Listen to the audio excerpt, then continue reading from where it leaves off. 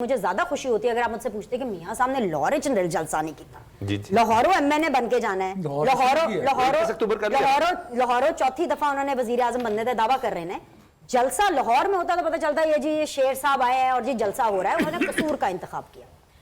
मेरा ये बड़ा कंसर्न था और खैर मुझे पता चला कि शायद कोई सिक्योरिटी मामला है। दूसरी बात है कि कसूर भी वो बहुत टाइम के बाद गए हैं। पब्लिक से डर था कि तसल्ली है जीत की, इस वजह से लाहौर में नहीं किया। लाहौर के अंदर तो वो कंफर्टेबल है। देखिए अच्छा Salman, let me be very honest, 9 मई से पहले का एक पाकिस्तान है और एक 9 मई के बाद का पाकिस्तान। अगर मगर में मेरी आदत नहीं है बात करने की, क्योंकि ये मेरा स्टाइल नहीं है। मैं दो टोक बात करती हूँ, आपको पता है।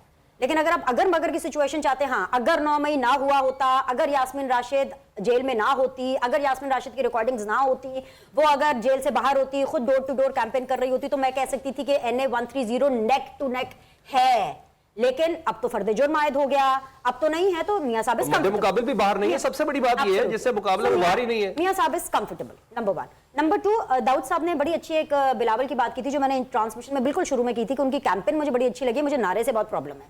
नारा है चुनो नई सोच को। He is 35 year old young man and he is genuinely a young man.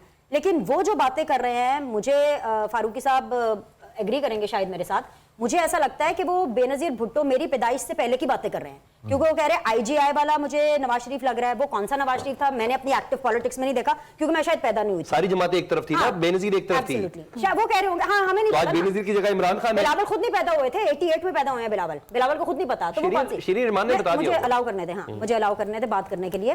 दूसरी चीज ये कि फिर उन्होंने कहा कल खड़े होकर के मुझे उनके अंदर इमरान खान का टच नजर आ रहा था।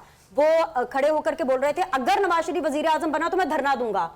आप किसको थ्रेट कर रहे हैं? या अपना CV पेश कर रहे हैं या थ्रेट कर रहे हैं? तो ये नई सोच नहीं है, ये पुरानी सोच है। नई सोच ये थी, ये हो सकती थी, जो कि मुझे लगा शायद ये नई सोच है। जब उन्होंने कहा कि वो जो 9 मई के नतीजे में जो बेचारे बेगुना लपेटे में आए हैं ना, उनको उन्होंने अपनी तरफ करने की कोशिश की। ठीक है, वो नई सोच है भाई, जिनका कसूर नहीं है उनको भी तो आपने लूप में रखा। एक जुमले में बोला इमरान खान को भूल जाएंगे आप। एग्जैक्टली। अगर मेरा वोट तोड़ने की कोशिश। मैं ये समझती हूँ कि बिलावल भुट्टो जरदारी बहुत अच्छे हैं। अगर वो ऐसे ही रहे तो वो बहुत अच्छा रहेंगे। मेरे पास टैरो तो है नहीं, लेकिन मेरे पास जो पॉलिटिकल एक्सपीरियंस उसकी बेस पे कह रही हूँ। लेकिन अगर वो इमरान खान 2 बनने की कोशिश करेंगे और अपना CV पेश करने की कोशिश करेंगे और नई सोच के जो बयानियां हैं उसको एक अलग पैकिंग में करेंगे, तो मुझे लगता है, मैं सिर्फ एक चीज कहूंगी और उससे आप आगे अपने पैनलिस्ट की तरफ बढ़ जाना।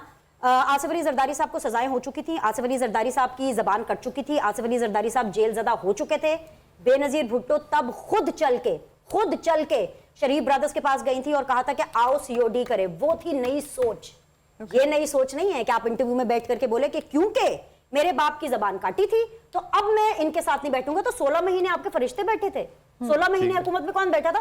सो कैंपेनिंग एक्सीलेंट, बट जो मुझे जो ड्यूल कंफ्यूजन नजर आई है ना, जो देखें as an anchor, as a journalist, अगर वो कंफ्यूजन मेरे दिमाग में है ना, वो कंफ्यूजन आपके वोटर के दिमाग में भी है। इससे ज्यादा मैं कुछ नहीं कहना।